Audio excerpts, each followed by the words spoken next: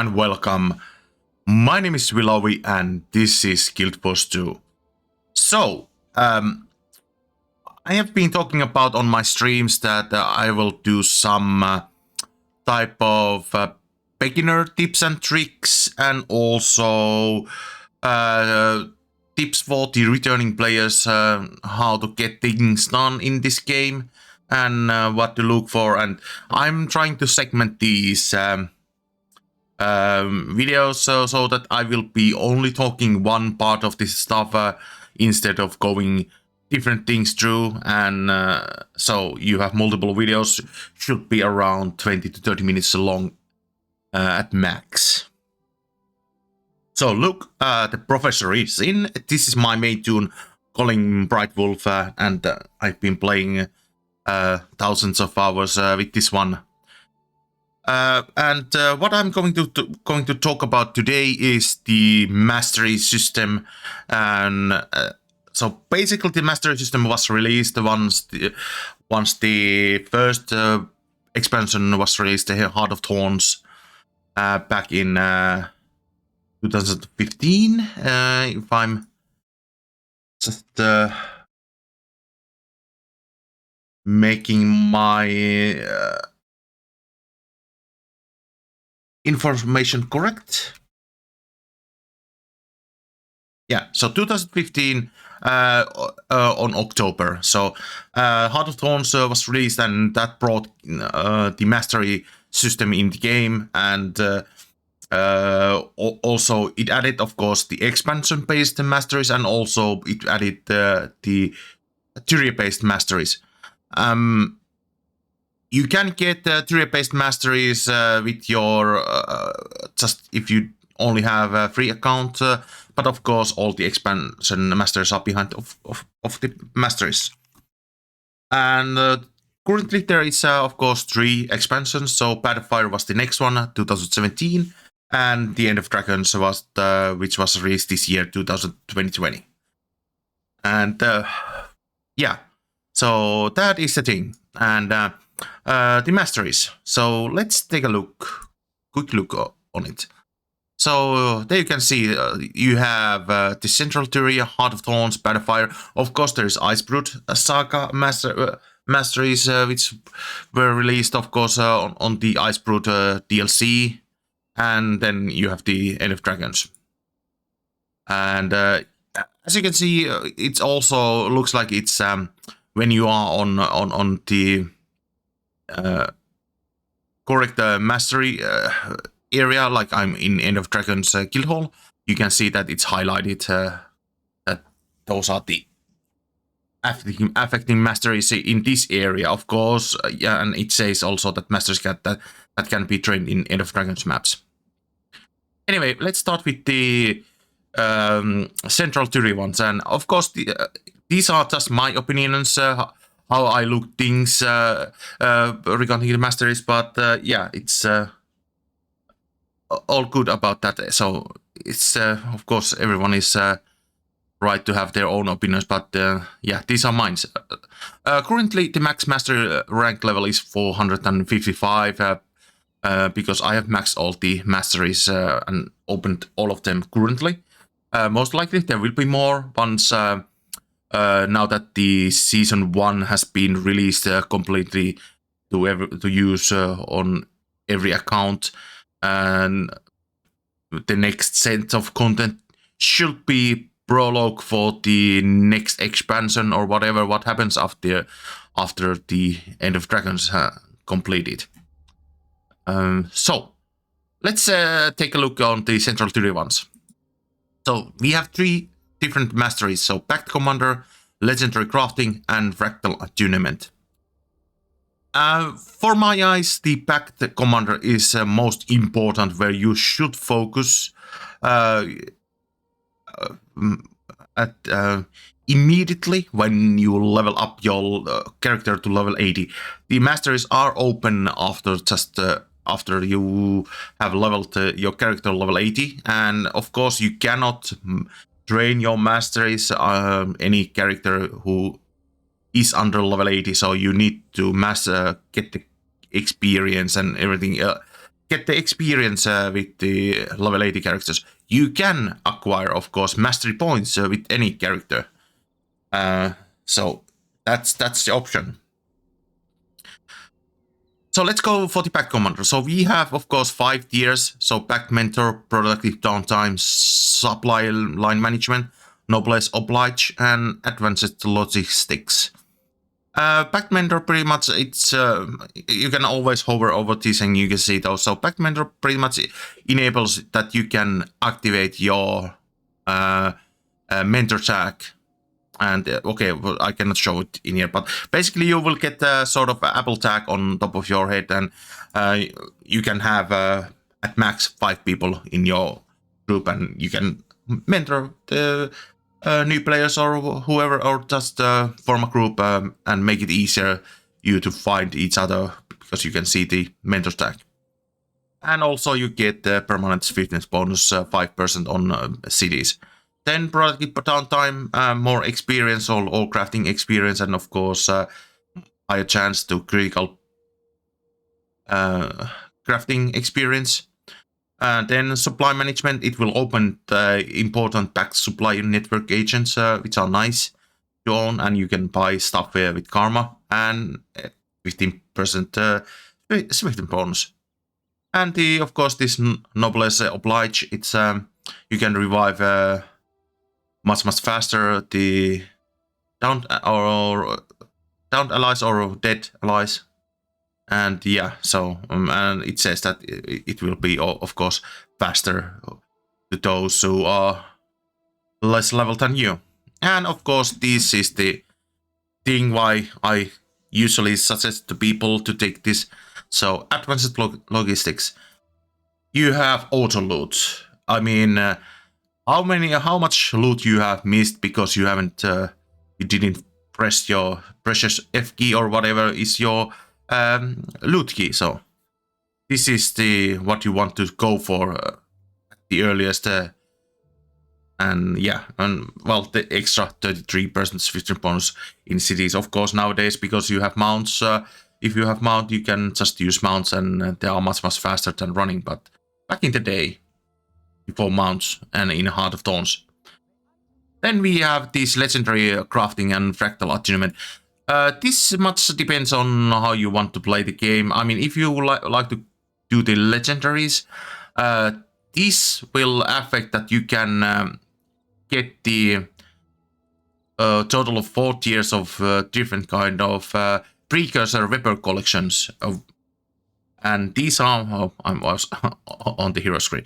So these are the legendary weapon, so like Predator 1, these collections, and at max tier you can actually finish these Predator collections, Predator 1, 2, 3, and you get the precursor, and you can actually craft the legendary, and you don't need to actually buy the precursor or get it as a drop. It is much harder to that way. So that's a nice way to get your legendary weapons, one of many. And yeah, that helps with that. So you need to have, of course, all of these open if you want to able to complete whole thing. And of course, the 4th tier is for the Heart of Thorns legendary weapons. And of course, then there's this fractal attunement. If you like to do fractals a lot, this is what you want to go after the Pact Commander. So how I would go with the, I mean, you can always craft legendaries. This is just making you that you can actually get the precursor rather than gathering gold and buying it. Of course, nowadays a lot of precursors are very cheap, but back in the day, this was a good option. But if I would be starting the game, I would go with Pact Commander, and after that, Fractal Attunement, and the Legendary Crafting would be the last. Regarding the Mastery points, ANET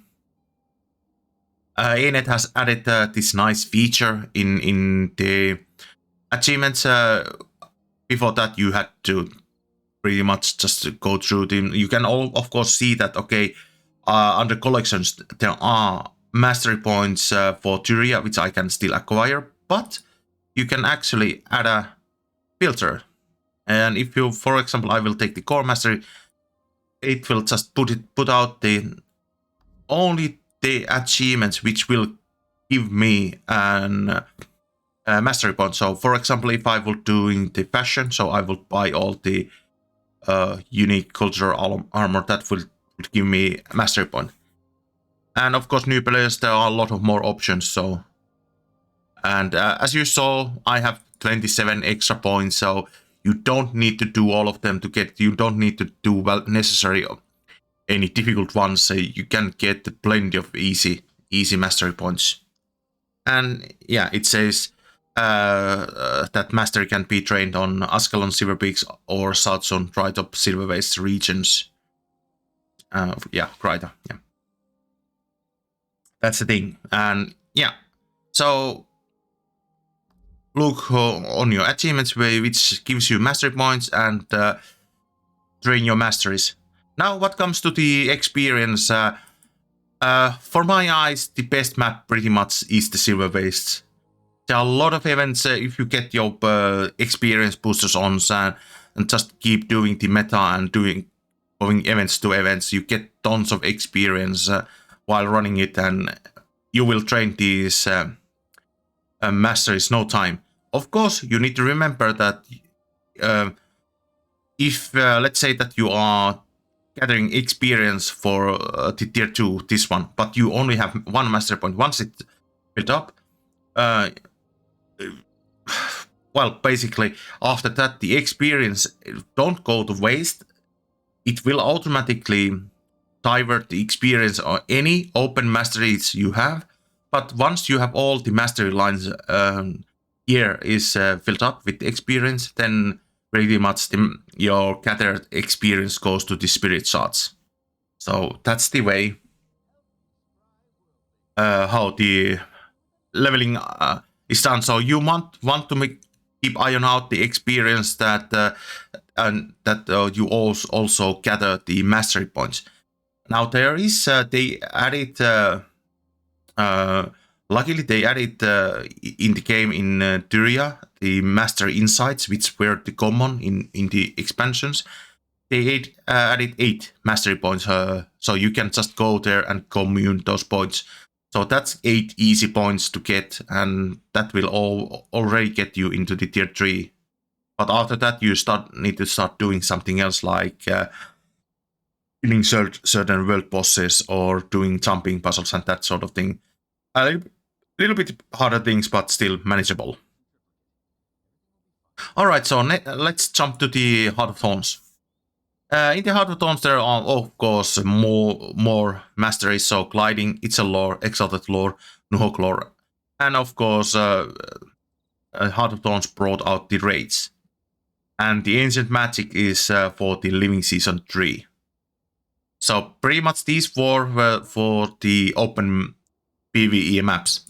So Gliding. Of course, your goal is to maximize all of these, but what I will do is that I will first get the glider basics and updraft. Then I will be moving, of course, the Itzel lore. There are different things in the Itzel lore, so 6 tiers, so Bouncing Mushroom, Itzel Language, Blazing Speed Mushrooms, and these help the different things. For example, the Itzel language makes that you can actually talk with the Itzel, and you can use the merchants in there. So you need to have this, otherwise you cannot buy anything there. But yeah, so Gliding, Updraft, and after that I will take the Bouncing Mushroom, and once you, of course, these are tied, of course, the different maps. I think the Nuhok will open in Tangled Depths, if I remember correctly, and Exalted Lore is from the Auric Basin. Itzel is, of course, on the Verdant Brink already. So on the Nuhok lore, I would go Nuhok Hunting, and Nuhok Valos is the what you want. There will be handy underground underground tunnels, which enables you to travel between long distances just using the wallows, and yeah, easy ways to get to the places. In the Exalted lore, it's yeah, most of them these are not that useful, but at some point you should of course learn these. But so my tips for this is that get the upgrade to use Bouncing Mushrooms and the Vallows, and after that you want to concentrate on the Itzel poison lore. Because there are places where there are poison, and if you don't have this poison lore, eventually you will die. You can, if you accidentally wander on that kind of area, you can get out if you are fast enough, but without any kind of support, and even with support, most likely you will go down and die. And you cannot even be revived after that. It's the damage is too much.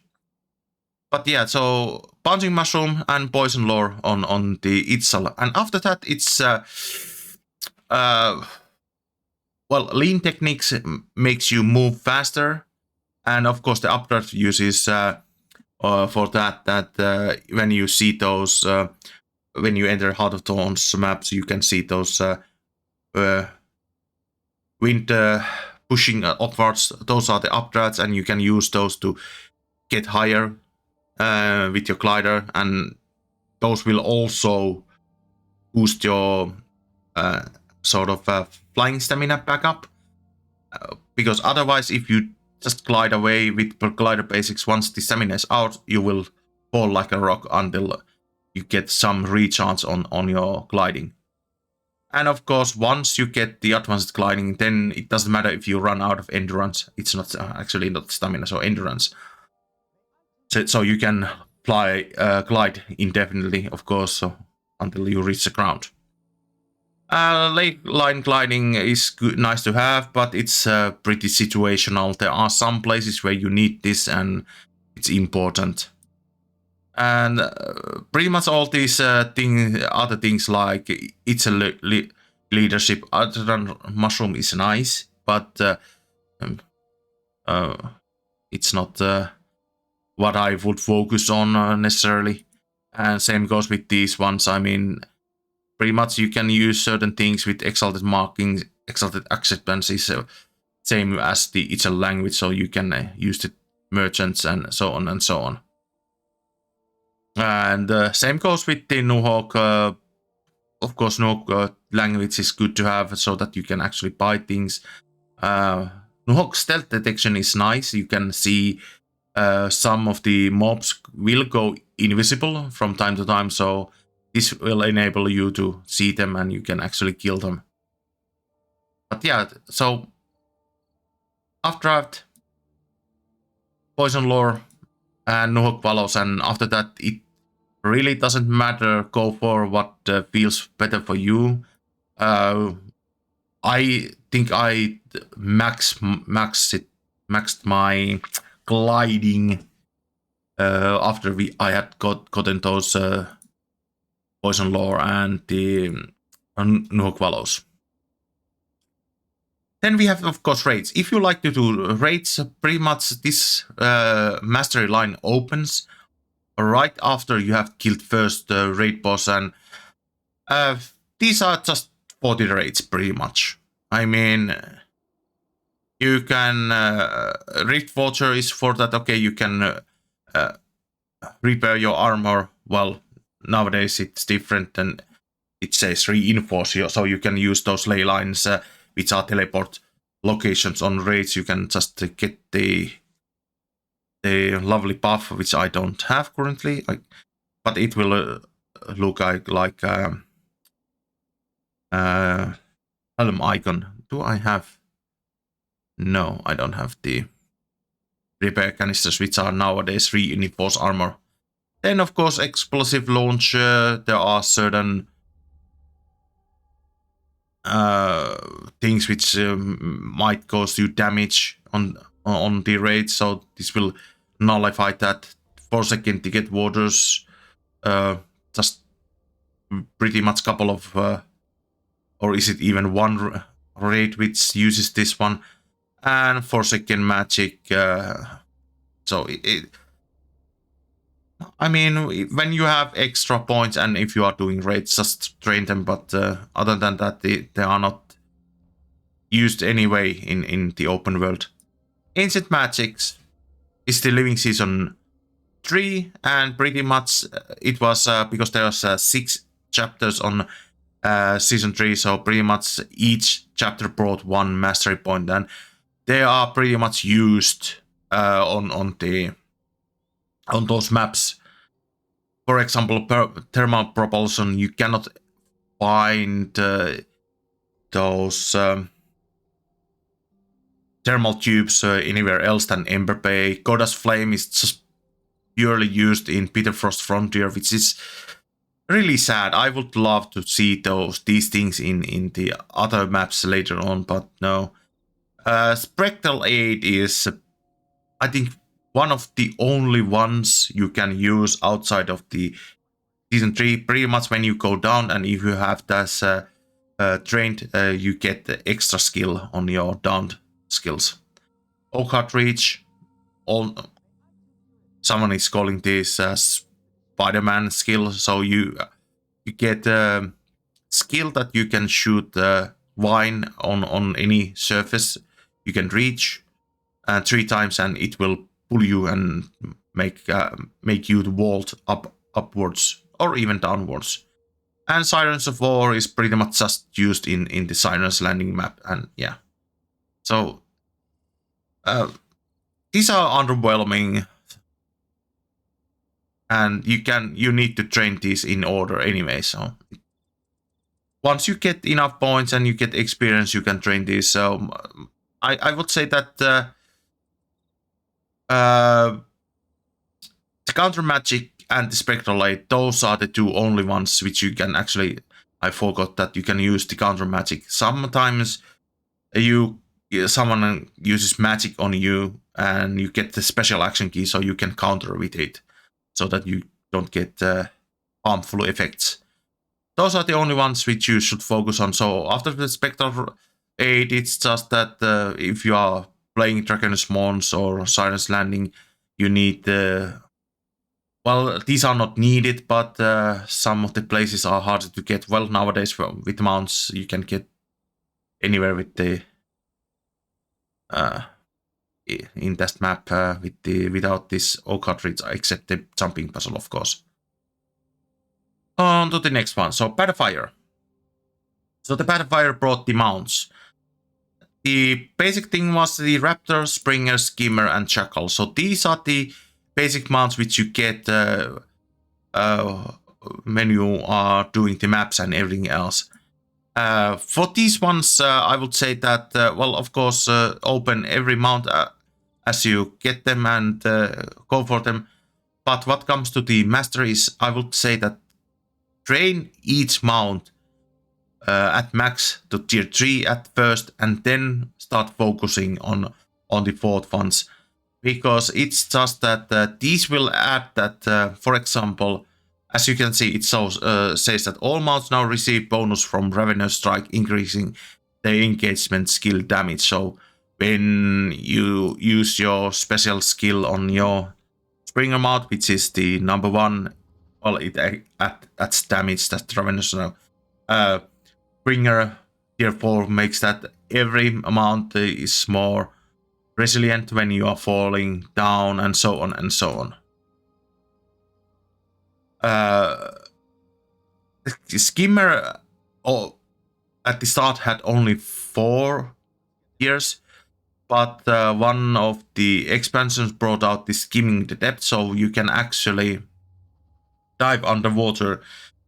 Before you, until you have this one, you can only go through the surfaces of the water, or even quicksand, or even lava. Then we have, of course, these extra mounts. So Roller Beetle, Griffon, and Skyscale, and the Crystal Champion is pretty much Living Season 4 Masteries. Roller Beetle is Season the 4 chapter 3 mount, so you get that on that one, and this one is pretty much free for you. You just need to do bunch of collections to get this one, and this is pretty much fastest mount in the game on the ground level. But of course, because it goes so fast, you need to learn take tight turns and everything else through rifting. But other than that, I like this mount. It's my beetle already in winter colors. And then, of course, there's a Griffon. Griffon was the last basic mount which was released on Battlefield, but you cannot get the Griffon until you have finished your Battlefield story. After that, you get you start finding certain special items which will bring you to the place where you can start the Griffon collection, and the Griffon collection is long one, and Griffon costs 250 gold, and that's what you need to at least have, and it's expensive, but it is also fastest air mount. Downside is that for Griffon to get fast in the air, you need to get up high on the air and do a gliding and everything else that get it fast. But yeah, if you are high places and you need to go long distances in air, and Griffon is your jam. And then, of course, in chapter 6 on season 4, you got the sky scale, and this is the pretty much a lot of people say that this is the best mount. You can fly up, and of course your stamina of course affects that how high you can go up. After that it starts slowly going down, but you can expand your endurance just getting hold of the wall. Let's see if I can. Yeah, you can hang on the wall once you have enough masteries, and you can use these well, special ability which will push you up and give extra endurance, so you can climb up on the mountains and get things done and get up certain places where you wouldn't be able to without the sky scale. So yeah, so the sky scale is one of the best mounts.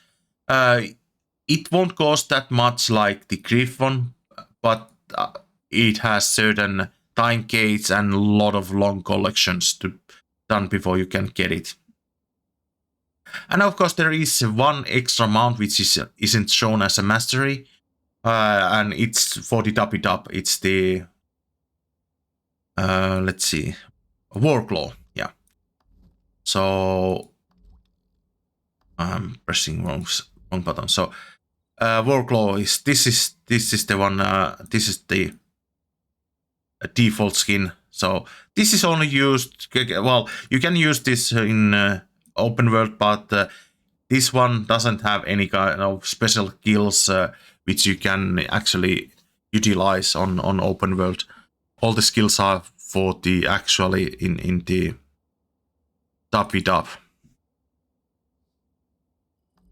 But yeah, same with the those new mounts on the Battlefield. I just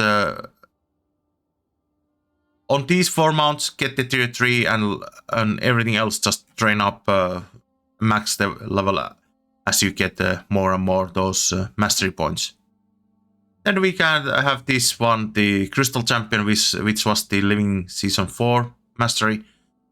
So volatile magic, so you can interact those volatile magic baubles, which you can see. Bond of Life, this is for your mounts. So Bond of Life Bond of Vigor and Bond of Fate, and this was from later on. So Bond of Life, you will get extra temporarily extra health for your mount, so you can survive. For example, if you're starting to get too much damage. Bond of Vigor, you can it will get your endurance back up, or yeah, endurance. So your endurance is recharge faster for 5 seconds, and of course, Bond of Fate, you can jump off your mount if you are jumping, for example. Like, I mean, you can do this and jump out and get certain places without using other mounts or anything like that. But it can be done. But this is also just yeah, you need to train these in sequence and just get all of them in the long run. Then of course the Iceberg Saga is completely the DLC thing, so all the Iceberg, so Bound by Blood, Whispering Darks, and they came from here. Pretty much used only on the Iceberg maps, and some of them are not even in all maps utilized.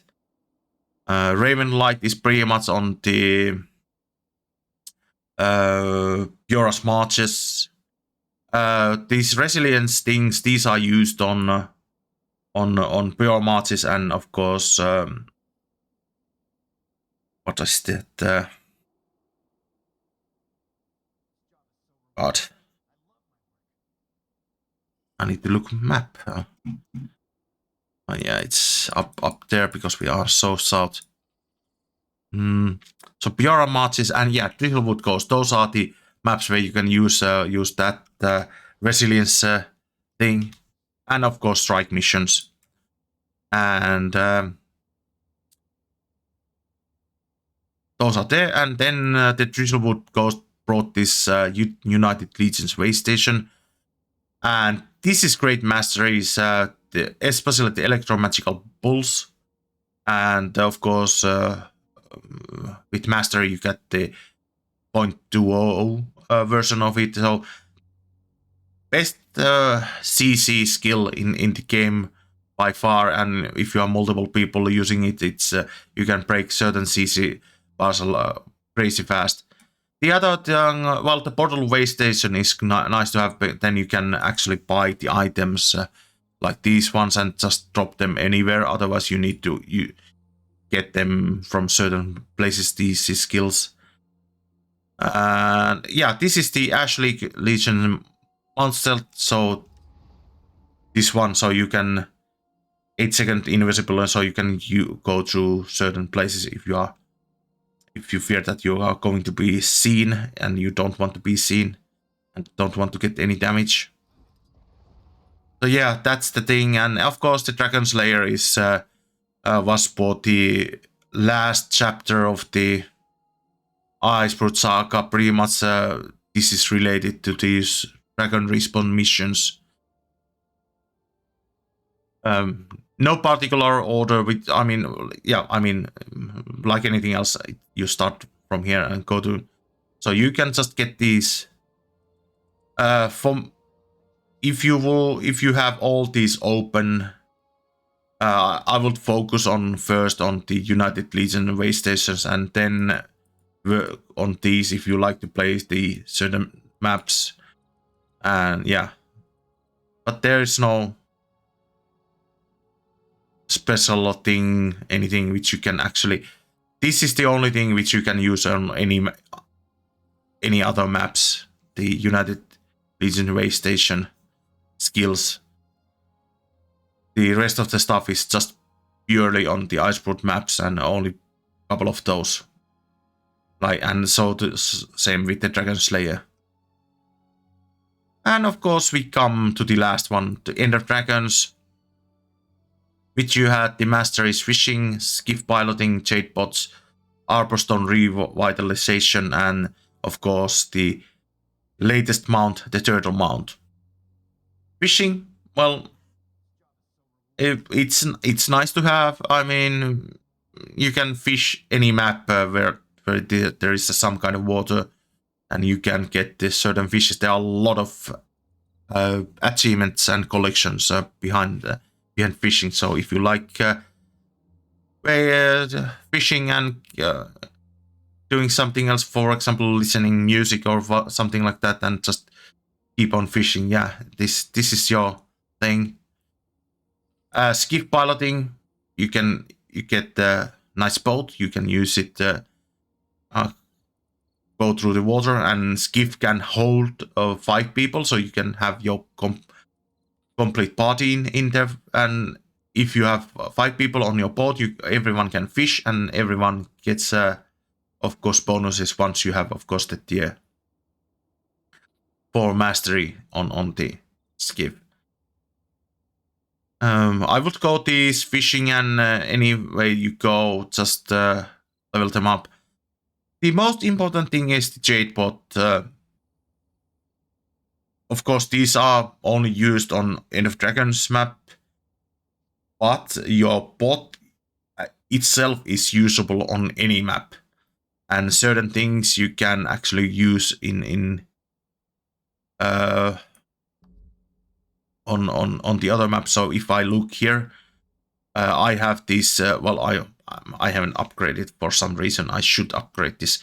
This will affect that you get more vitality, so more health, and you can acquire these sensory arrays and service chips. So basically, for example, you can get the item that when you kill mobs, so you get extra drops. For example, you can get those special fine materials which you are needing for any crafting. Very handy, and that sort of thing. So very helpful. One of the only masters which is actually usable in outside of the End of Dragon maps. Of course, same goes. I mean, you can use your turtle mod in any other maps as well, because it's a mount. Yeah. So once you get to that you have opened your jade bot, I would focus on this one, and of course the Arbor Stone is good to have as well. And pretty much it's a free instance. I mean, you can buy gems like the Mistlock Sanctuary Passkey, for example. I mean, we can go there, and you have all the. Once it loaded in, anytime now. There we go. So you have all these facilities. So you have crafting stations. You have. I can teleport to any of the main cities on Tyria, Mystic Forge. Even the Mistlock is my eyes the best place. You can get to the fractals. You have Black Lion trading post and everything else. So pretty much like this.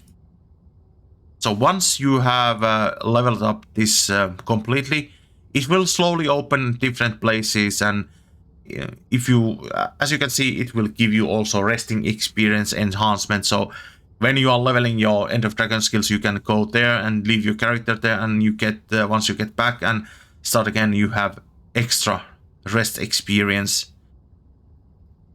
But once you have all these up, so it is pretty much like this kind of passkey for free. You don't have to pay gems for it like I have done for this one. So if we take a look on the Arbor Stone,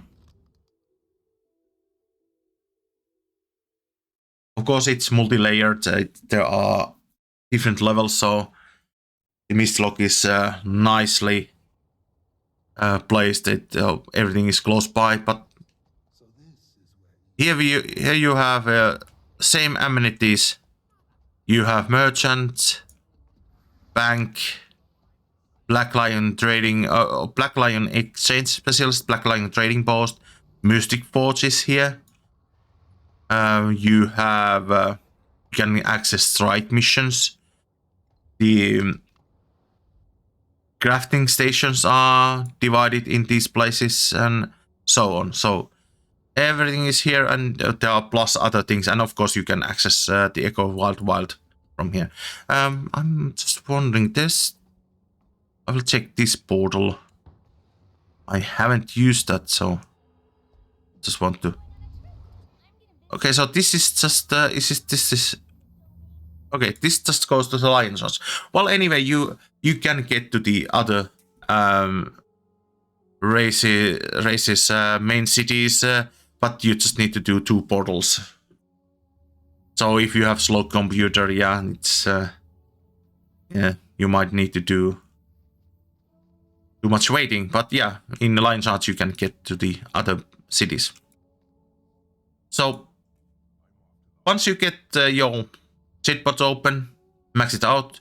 Same goes with the Arbostone revitalization. And after that, it's just whatever feels right. Even if I have the skiff, I still use most of the time even my skimmer or anything like that to go through the waters. And it just takes time with the boat. And Turtle Mount, it is a nice mount. You can have 2 people in it. One is driver, one is shooting the grenades. But it's a lot underused.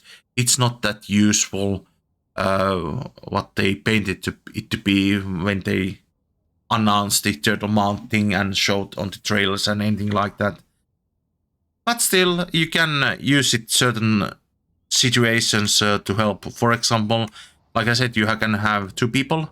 So you can actually sort of fly with the turtle. You can pick your friend up. You can get to the places if your friend doesn't have any mounts or stuck on the situations that can get up. So you can sort of get over the things, certain places, as long as you have, of course, the endurance.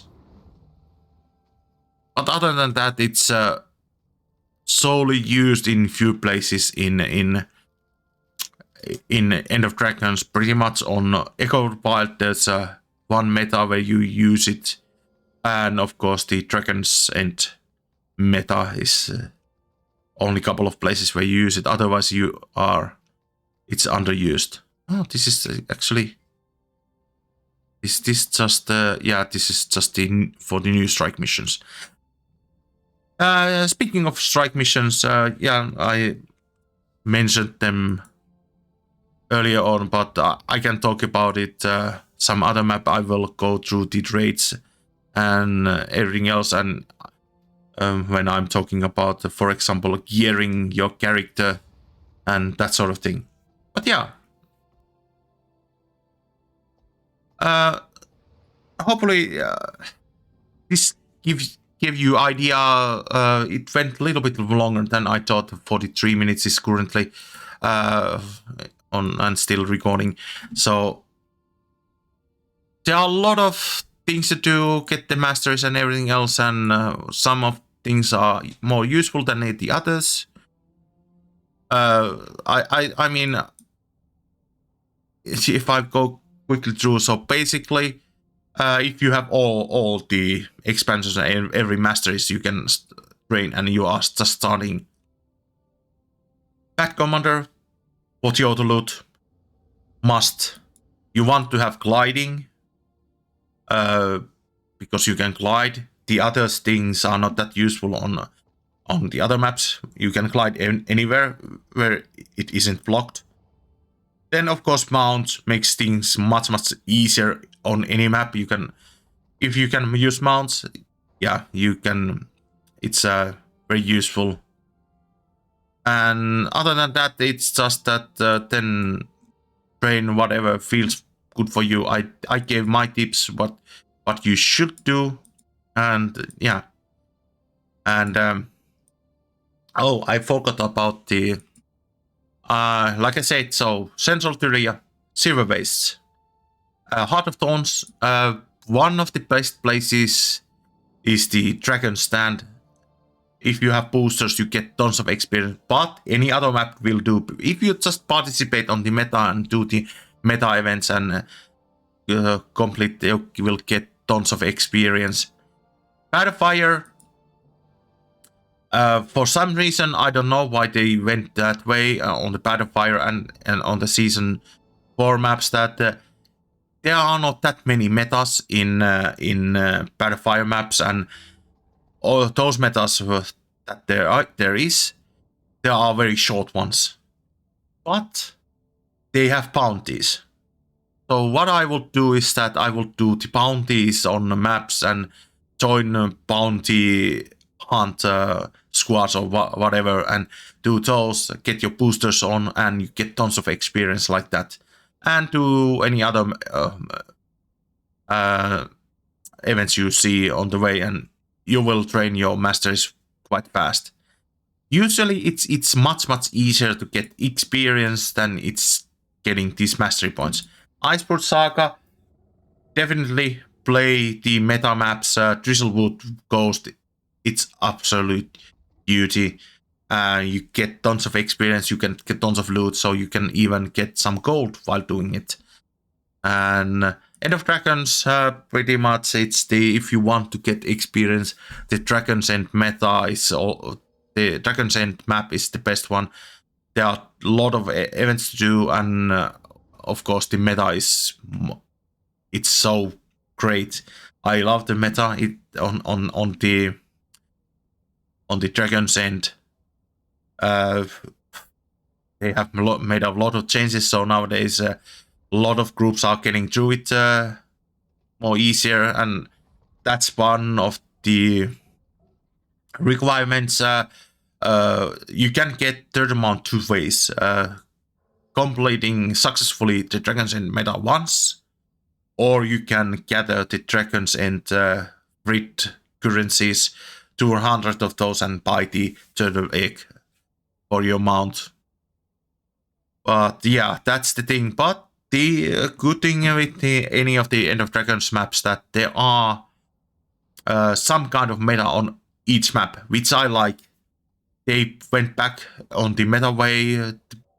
I would say that the Battlefire could be even better expansion if there would be more metas, because those will bring people together trying to accomplish a singular goal, like in End of Dragons, Siding Province, the Aetherblade, Assault, New Guining is the Blackout. You need to keep the city, electricity up.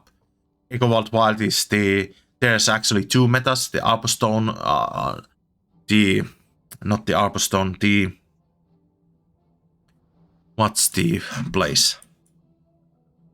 I always forget that place. The Aspenwood meta, where you need to actually use your mounts, the turtle mount, I mean. And of course the other one is the Gang War, where you need to do a lot of different events and eventually killing the huge boss. And of course finally is the Dragon's End. It's the currently my eyes most beautiful meta in the game, and even the maps are great in End of Dragons. So I'm hoping that they are keeping the meta thing going on any upcoming content they will release. And of course, like I stated on earlier, so if you need to find Heart of Thorns mastery points, which will give you those, Battlefire, Iceberg Saga, End of Dragons, or you can just use this add mastery point filter, so then it will just show any of the mastery points, so like you can easily see that, okay, if I would do raids, I would get this one would give me Battlefire masteries. These are which are still missing from the Heart of Thorns, End of Dragons. This is the core version, and so on. So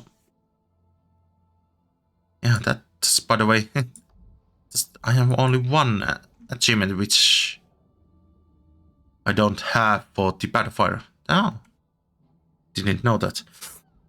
Yeah, so that way you can see which achievements gives you mastery mastery points. But a good thing is that in any Battlefire and Season 3 maps and Season 4 maps and Iceroot maps, there are a lot of mastery insights, which is just commune points. Of course, there are some different kind of mastery points, like in Crystal Oasis, there's that cooking mastery point, so you need to throw correct cooking ingredients to the chef to get that mastery point. There are some of those kind of mastery points where you need to actually do something to get the mastery point, which is nice. I'm hoping that they will make similar type of things on upcoming content as well. Those are very funny, and yeah. So yeah, it went a little bit longer than I hoped for, but hopefully this will give you idea how you would work on your mastery points and how the mastery points affect your journey in Guild Wars 2. Next time I might talk about the hero points. That could be the next good solution. So what I will go through all the different 9 professions in this game you have, and all the class specs you can have, well, profession specs you can have, and how you can acquire your hero points most efficiently, and what you need to know about the hero points. That should be a little bit shorter video, hopefully. Anyway, if you like this content, just leave thumbs up, and I'm glad to take any comments regarding these videos. And of course, if you like my channel, just subscribe and show me your support like that. And yeah, I'm hoping that I will see you on my next video. Bye!